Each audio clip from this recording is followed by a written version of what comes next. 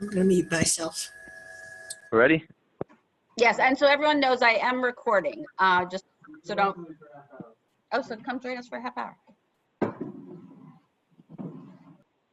Okay, so I just want to begin by giving a thank you to Rabbi Rabin and to the congregation for allowing me this privilege to come speak today.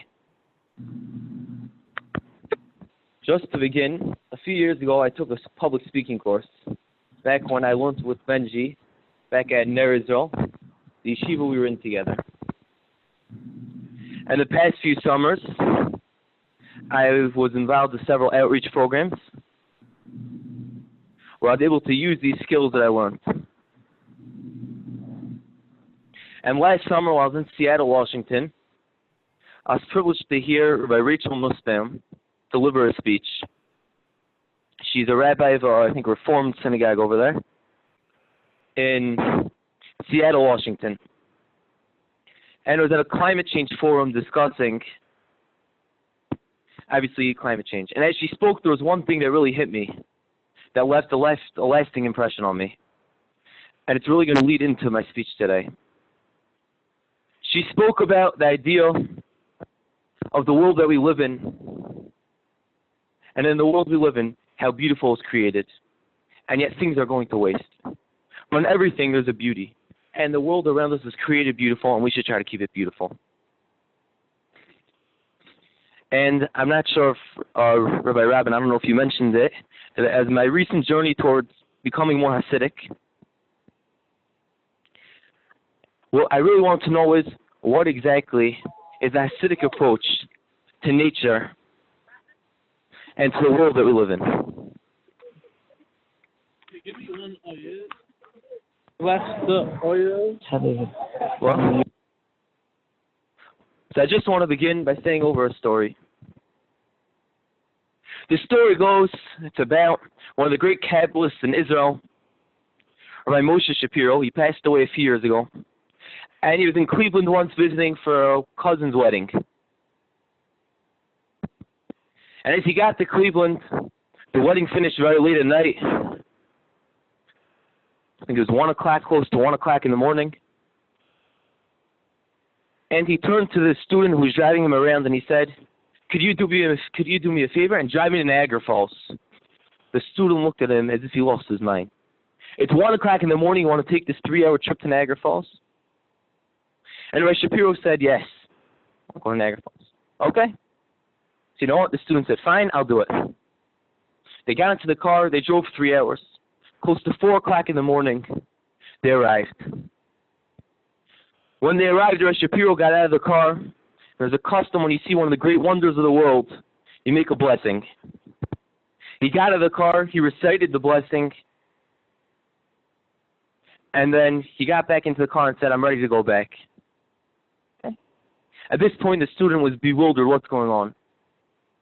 But, he drove back through the night. They went to prayers the following morning. After services the following morning, he turned to Rabbi Shapiro and he said, this whole thing, it was a 6-hour trip, however long it was. In the middle of the night, we stayed up an entire night. For what? You just want to see a waterfall?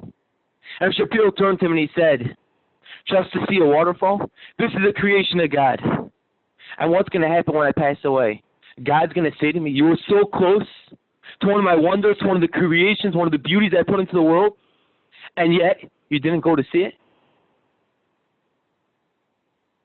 We see from here the importance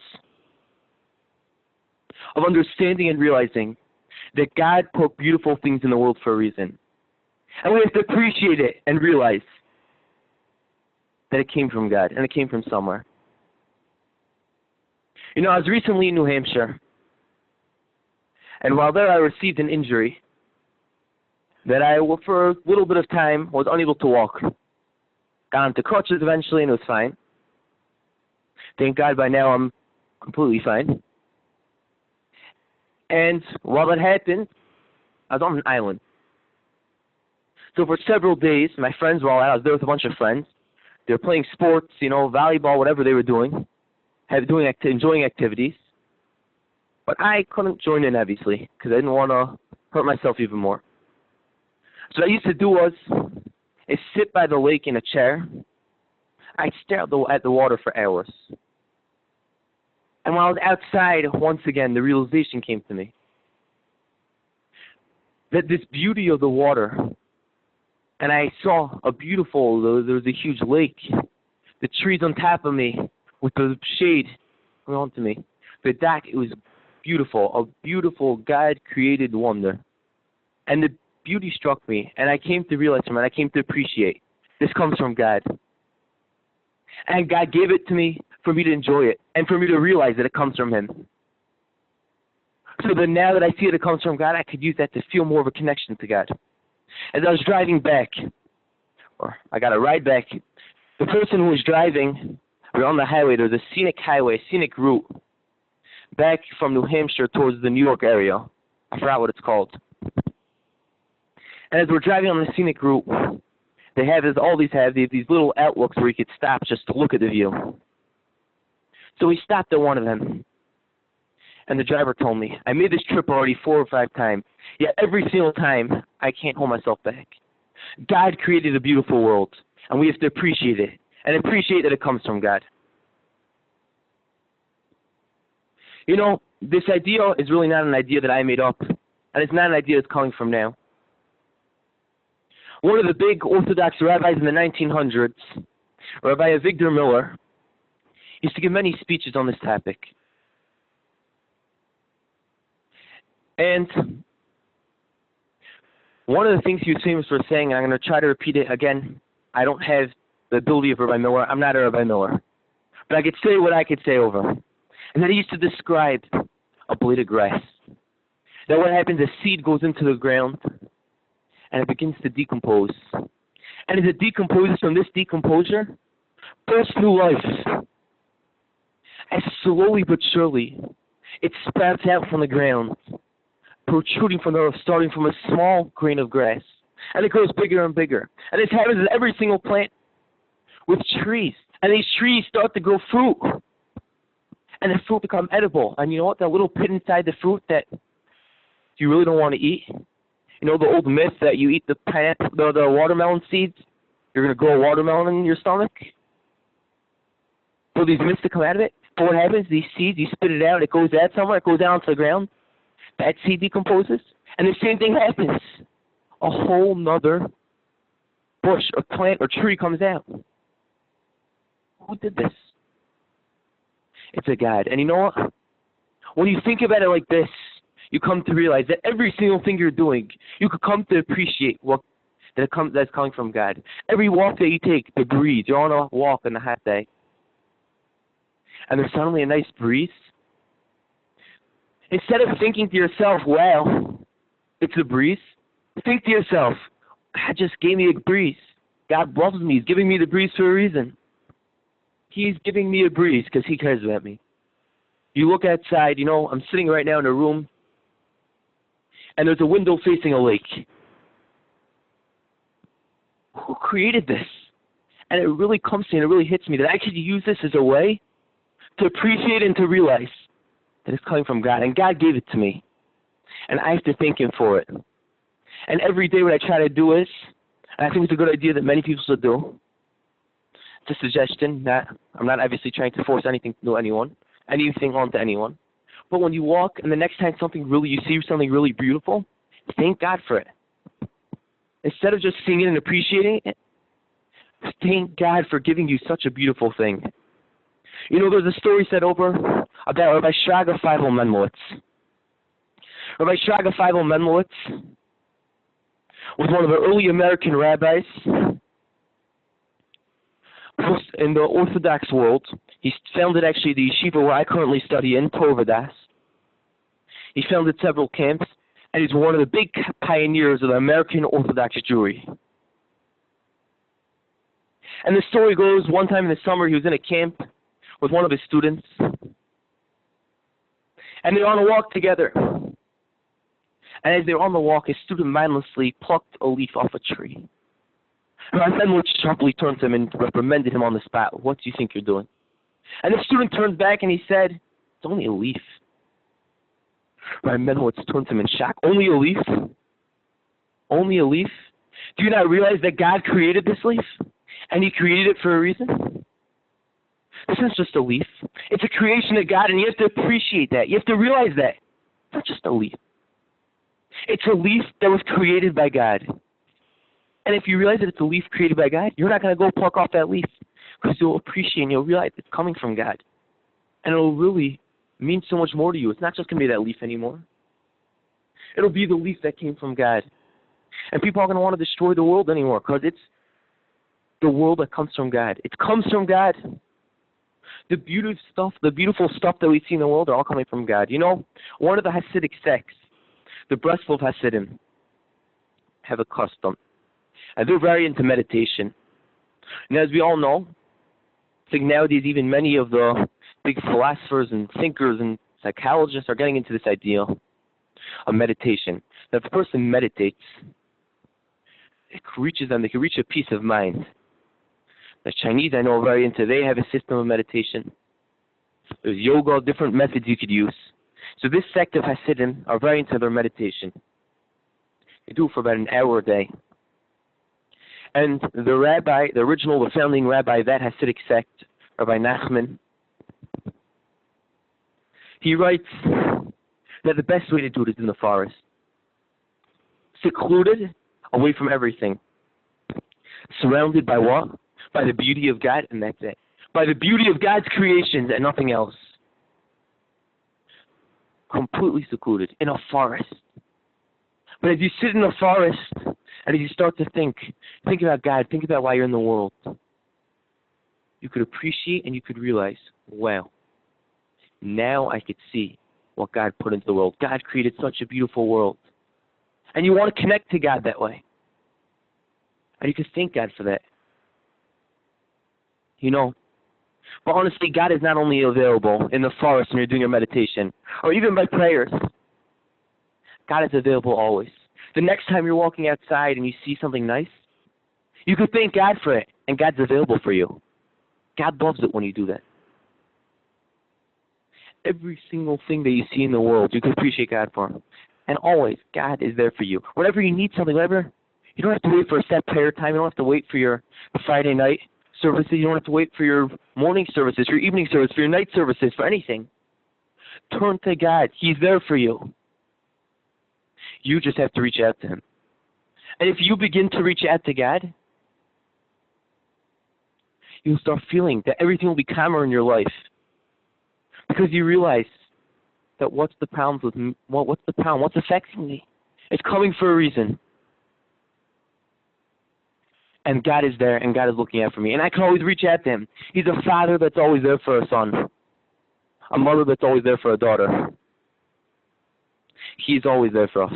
And therefore, you could always reach out, and you could always relate to God. And therefore, I want to conclude by saying that we have to appreciate and we have to realize several lessons. Number one is that this world was created by God. And with the idea that no matter it is what you see, where you go, you can always thank God and you can always give your appreciation for the beautiful world He put us in. Secondly, God is always available. That even if it's not just a thank you on something that you see, when you're going through something, you're going through a hard time, during Corona, you're feeling challenged, reach out to God. Turn to Him. And if you turn to Him and you reach out to Him, you'll come to feel more of a connection. Thank you. Are there any questions? Comments? So you don't see the people clapping, but I just want to tell you what's happening. And yeah, if anyone has a question, just go ahead, or comment, whatever. I see Batya's hand is up, so why don't you start? Menachem, thank you so much. That was wonderful, and I really related to it wholeheartedly. I've read a little bit about the Breslovs, and I've met a few. I'm curious to know how old you are. I'm currently 19. My birthday was yesterday. Oh, happy That's birthday. quite amazing. You're very mature. Happy birthday. Happy birthday, yeah. Happy birthday. Happy Thank birthday. 19. So I have a question for you. And first of all, thank you so much. And I also really enjoyed it. So we, you made it very clear, and we know that we have this beautiful gift of the world that God has given us, and nature and things to appreciate, and that we need to show our appreciation. So I want to ask you, and I guess this is the Reform Rabbi in me speaking, but what's our responsibility? And so God has made this beautiful world that we as humans are destroying as we go. And how, in your view, or in what you've learned, or in the Hasidic view, however you want to answer this, what is our responsibility? And I know, and I ask you, knowing this, that you are interested in climate change issues and things like that. What can we or should we be doing as humans to try to stop all of the destruction going on to God's beautiful creation? So I want to begin by relating over the fact that in the Torah, there's one of the mitzvot in the Torah is what we call bal tashchet, that you shouldn't destroy things for no purpose. You can't put things to waste. So let's begin by understanding that. That idea is an idea that what we have should not be wasted. So beginning at that, we see right away that the Torah has that understanding and idea that obviously not just related to the world, but related to everything, that don't throw things out for no reason. We have a world, the world is beautiful, now it shouldn't be wasted. So right away we see that straight up off the bat. The next thing I want to discuss just a little bit off to the side is the idea of the world. If the world would be destroyed right now, or let's say even in 50 years from now, what will be left? To us at that point, we'll be old, doesn't mean that much to us anymore. What is the reason that it is that we want to go and we want to save the world? Why do we feel the responsibility to save the world? And that's a whole separate idea, which I want to just touch on for a second. It's obviously a very long topic that it requires a lot more than I can give in these few minutes, but we'll just touch on it. And that idea is the idea of the future. Part of the Jewish belief is, we see from the Torah, because the Torah, the first mitzvah that we find there is the idea of having kids. That the Torah believes in this idea of the future, of future generations, and that we should be building up a world and building up a society that can last and can last for the future. And because of this, we should have this idea of we should try to build it up for the future. And we need to have a world that's going to last for the future. Now, in terms of climate change and these other ideas of what we could do to save the world, we have to do what we could do. But that's not the only thing we should be doing. We have to obviously focus, and again, we have to spend time, emphasis. We cannot waste anything. We shouldn't be spending time. We shouldn't be throwing things out. We should try what we could do to not harm the environment in any way, shape, or form. And if there's something we can do to help it, we should help it. But that should not be our only focus. We have to focus, obviously, in serving God in every way possible, and not just on climate change. Did that answer your question?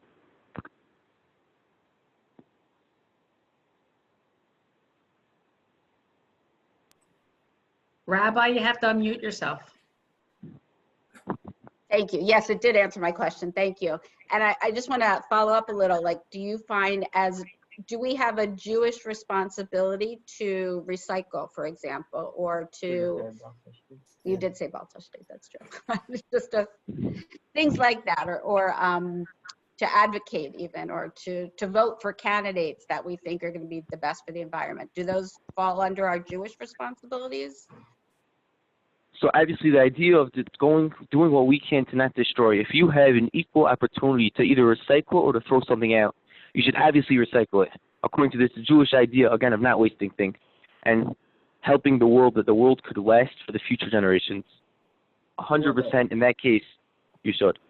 If there's an inconvenience, I don't think there's like a real If it's Jewish too obligation. inconvenient, if it reaches, as Benji's trying to say, if it reaches the point or it's very inconvenient and you have to go crazy out of your way, that's going to cause you're not going to be able to focus in your other ways of serving God, and it's going to lower the levels of servitude, then you shouldn't go out of your way too much for it. And let's say the idea of voting. Now, obviously, it's very important when you vote for a president or vote for an elected official to keep in mind the idea of the world and what's going to be best for the world. And it's obviously a strong consideration. But at the same time, there are many, many considerations that go into it, and you have to balance out all the considerations about it. You can't just balance in one and make that your only focus. You have to think as a whole what's going to be the best.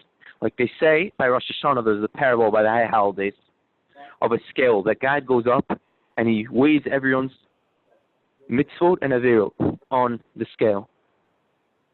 So the same idea, you have to weigh all the pros and cons.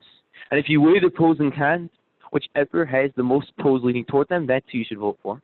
And if none of them are up to par, you don't vote for any of them and try to support a third party or a fourth party, whoever it is that's better. Thank you. The people who listened to Biden and Harris yesterday, they are for saving the world and recycling. And Donald Trump made comments against them because they don't believe in fracking. I just want to say that Menachem is not in support of a specific political party. He did not come here to endorse any candidates, and you won't get an endorsement out of him. Good. Yeah, thank you, Benji, for that one. No, I'm going to say I don't support either candidate over another. I did not hear what Joe Biden or Kamala Harris said yesterday, so I cannot speak about what they said. But I think, again, that everything has to weigh in the pros and cons. I always try to look at the third and fourth party candidates also, because many times you'll find very good ideas amongst those candidates also. And I would consider voting for one of them. Again, I don't know yet. I haven't done all my research yet about who to vote for this year. And at the same time, again, I don't endorse or support any political candidate or party over another. So again, I don't have any decisions yet towards voting or any preferences. I would have to do more research before I decide on that. Fair enough. That's your privilege. Any other questions? Is that Bonnie, or were you just fixing your screen? Stephen Gemma? Just fixing my screen, sorry. Okay. Anybody else want to? It Oh, was- Joan. it was- Joyce. It looks like it was- Joyce has her hand up. It was informative and interesting, and I'm so grateful. Thank you so much, Menachem. Wait, Menachem, You're hold welcome. on. We've got, it looks like Joyce had something to say. Yeah, more than one thing. Okay, we should be planting more trees. And when we go to the supermarket, we should be Wait, using, excuse me, can you repeat it? It's not coming in. It's a little staticky line. I don't I'll wanna miss repeat your after, question. I can repeat after she finishes. Okay, fine. yeah, we should be using those big brown paper bags because the reusable bags are not sanitary enough. And last, I want to thank Steve Hester for agreeing to be a poll worker. We're so short of poll workers, and he wants us to vote the old-fashioned way. So she mentioned in particular using the big brown bags at the grocery store to be that they're, I guess, better for the environment than the other options. Okay, it's not bad because we have to cut down all the trees, but those bags that you bring visit after visit are not supposed to be used. Oh, during coronavirus. And what about the reusable bags? And besides, Yes. plastic comes from petroleum, and the way Oh. that's manufactured is bad. So there's no way to create a reusable bag out of cloth or something where it's not going to cause any fossil fuels to get out into the environment or any other sort of other environmental issues? Well, who washes those reusable bags? We don't. I would just say I heard an interesting question in halacha, which is Jewish law, yesterday, because I think Kamala Harris had mentioned a while ago something about she supports banning straws that are not the paper ones, the regular ones. The plastic. So I heard a rabbi say that you're definitely allowed to use plastic straws in the meantime until anything else happens. But that's for now until more research comes out. Well, there's the question that always comes up with the plastic about the dangers of plastic. obviously there are many scientists that talk about that plastic could be dangerous. I know there have been some studies that show that maybe perhaps it could be a cause to cancer, but there are many that show maybe it doesn't. So at the same time, I would say on that obviously until, like Benji's trying to say, that until we have a clear evidence one way or another, according to the perspective of maybe it should be dangerous, there's a law in the Torah that says, that means a person has to care about their health, and they have to do what they can to remain healthy, and they should look at their health obviously as a priority. This means both the physical health and the spiritual health. And obviously if it's something that's dangerous, it's really not simple that you'd be allowed to do it. So if it would come out clear evidence that plastic could be very dangerous, it wouldn't be so simple that you'd be allowed to use it. But until there's clear evidence, as long as we don't know, it's still allowed, because for this point of time, there's still studies going in both directions. Batya again has her, just make sure you go off mute. Wait, hold on, she's on mute still. Okay. Unless someone else who wants to speak hasn't yet. No, go ahead. Okay, so what I was thinking of in response to what you just said, Menachem, is that if there's a choice between using plastic and some other substance, say paper, for example, and maybe the scientists are not 100% sure one way or the other, but we know for a fact that using certain plastic is going to destroy animals. And it might destroy us too. Shouldn't that enter into our decision making? But at the same time, if you're using something like paper destroys the trees. Now, on the idea of obviously destroying animals, also the Torah says, gives over the law of tsar balachayim, that you're not allowed to cause harm to another living being. So obviously, we have to do what we can to not harm the animals. But at the same time, with paper, it's harming the trees. So either way, it's causing a destruction. It's not that we have one that's a better, one that's a worse over here, like you were saying. I think it's more that both have the advantages and both have the disadvantages. So, Menachem, I have a somewhat related question about Tashlich, the ceremony that we do on the second this year, because it's Rosh Hashanah is on Shabbat, so we're doing Tashlich second day Shabbat this year. But something I learned, which I didn't know before, and I've been thinking a lot about. Traditionally, Tashlich, you're supposed to empty your pockets or throw some breadcrumbs into the water, which is what I've always done. And I've learned that those breadcrumbs are actually very dangerous for the fish in the water. So a lot of, in the non-Orthodox Jewish community, at least, I know people, no one I know is throwing breadcrumbs into water anymore. And I know people who do everything from blow bubbles, just, to kind of take bubbles in a little container, or looking for other things to throw into water and other ways to keep with the ritual, but do it in a way that doesn't harm the environment. So I'm just curious, in your community, if there's been any discussion or thought about that. How to do Tashlich without causing any harm to the fish in the water. So yes, the early commentators of the Orthodox and Hasidic worlds, the Orthodox world as a whole, I think the Hasidic custom is the same, and that when they do Tashlich, in fact, they do not throw anything into the water. They view the entire thing as symbolic. You go to the water, and you symbolically empty your pockets without having anything inside your pockets, and you recite prayers by the water, by the riverbed. So based on these commentators, again, these are the ones from the early, I'd say 1600s, could be even earlier, talks about it already. Now, obviously, this is before science recently came out with this idea of that it can be dangerous for animals. But at the same time, we see that they had this idea of not throwing in the bread and not throwing stuff in. Interesting. So I know my custom is that's the way I do it, that I go to the water, I symbolically empty my pockets, but without having anything inside my pockets, and I recite some prayers by the side of the water. Nice.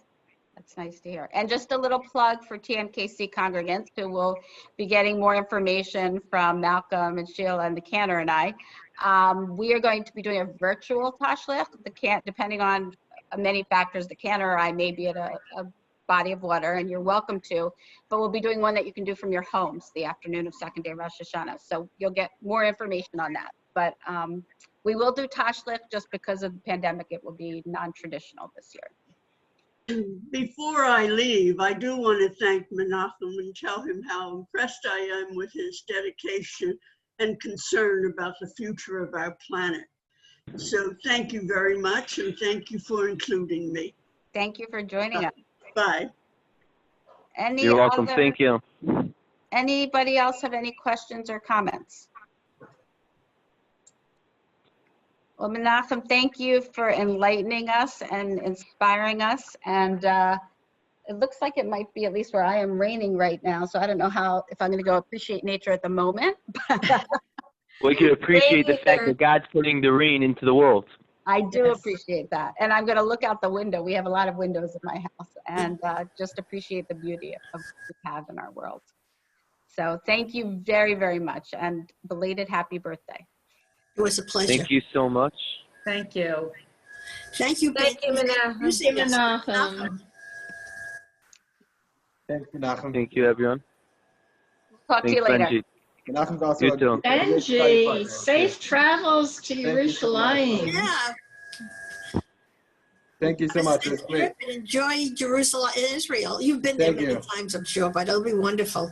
Yeah, thank you so much. I really appreciate everyone's wishes for a good trip. I really do. You're welcome. Thank you so You're much. welcome. And we'll hear about you from your mother, I hope. Oh, I'm sure. Yeah. Definitely will. If Bye, we can reach them without texting, you'll hear about them. That'll be wonderful. Thank you. It was great Thank to see you. everybody. Everyone have a great day. Menachem, it takes, I think, a few hours, but as soon as the recording is ready, I'm just trying to think how to get it. I'll give you my email if you want. Oh, you have an email? Yes, yes. If you have an email, I can definitely get it to you. Will this be made available to everyone who was on? As long as Menachem gives me his approval, I have no problem whatsoever. Is that okay, Menachem? Sure. That's okay. I mean, I don't really need it, but I would enjoy listening to it again. No, and I know Ellen would, who couldn't be here, so. Yeah. Thank you, Menachem. Okay, Thank you for listening. So, Menachem, I have a question for you, since I'm still on and you are too. So, this whole idea of, I'm probably massacring the spelling, the pronunciation, but is it hitbodedut? Yeah. Okay, so if you live in the city and there's no park nearby, even if there is, it's a public park and there's lots of people walking around. So how do you get into a secluded place to do this? Or do you just not do it in nature? You do it in your house? Yeah, so I have a friend who's one of these, he's Hasidic and he's a breast lover. And he likes doing it. What he does is, being in the city, he's in my yeshiva, which is in the heart of Brooklyn. So obviously there's no real trees around and no outdoors around. So what he does is, he goes to a private room by himself, locks the door, and he goes in for about an hour a night. And he does his meditation over there. Yeah. Okay. Now, yeah, I don't it's obviously see not the same as doing it in nature. It's No. obviously very different than doing it in nature. But you could still relate. Again, God is always available to us. And we can always reach out to him. Yeah. So even though we're not... Well? I actually just heard a rabbi discuss how you could do hitbodedut without having nature available to you. He gave this example of being in a city. He said this idea that Menachem's trying to relate, that God is available everywhere. It's just sometimes easier for us to connect when we're in a forest, but God is equally available everywhere in the world. So even if we can't get out to that forest, we still have the opportunity to speak to Hashem from wherever we are, be it under our covers on our bed, or be it in a yeshiva or in a classroom or in a synagogue. Everywhere God is equally available. It's just for us, the forest sometimes makes it easier for us to express ourselves. That's the whole thing. Yeah, it's just that, I mean, I really relate to nature when I'm walking. I feel very close to God, but I wouldn't cry out. I wouldn't burden myself to God in front of a lot of other people. I'd feel really peculiar about that. And they probably would have me in a straitjacket. Well, Well, that's why Rabbi Nachman says that the ideal place to do it is where nobody else could find you, so that way you could truly express yourself the way Yeah. you without being embarrassed from other human beings. Yeah. But I really love the principle. I don't know if I'm disciplined enough to do it, but I've read about Because it. you don't have to do it for an hour a day. I know an hour a day is a very long time. Yeah, I know that a lot of the Breslov teachers teach that the way to start is you spend 5 minutes a day.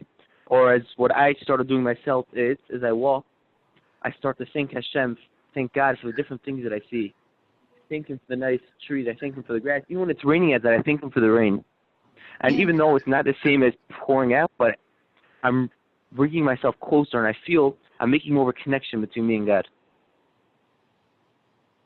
Thank you. And if you start with small amounts of time, it's not that hard. And you feel as you get closer and closer, you're going to want to do it for more. So the little bit I've read about Rabbi Nachman, I mean, I have a couple of his little books. He just had the most wonderful sayings. I mean, it was just very affirming to life. I mean, if I'll just leave it there. I like the guy. You know, actually, it reminds me, because Batya asked me, who was just speaking, Menachem, what branch, I don't know the proper word, stack branch of Hasidut you were part of. And I asked Benji, and he said, was it the Boston? Is that right? Yeah, Bostoner. The Boston. Bostoner. Oh, I'm not. Is that, so who's the Rebbe? So his name is Rabbi Yonah Horowitz. He lives in Borough Park. There are actually currently 5 Rebbes right now. But it's very different than a lot of the other places because they took on 5 different ones. But it's really 2 branches. But of the Boston, New York branch, which is also in Israel, they have synagogues in America, they have synagogues in Israel. I think they have one in England also.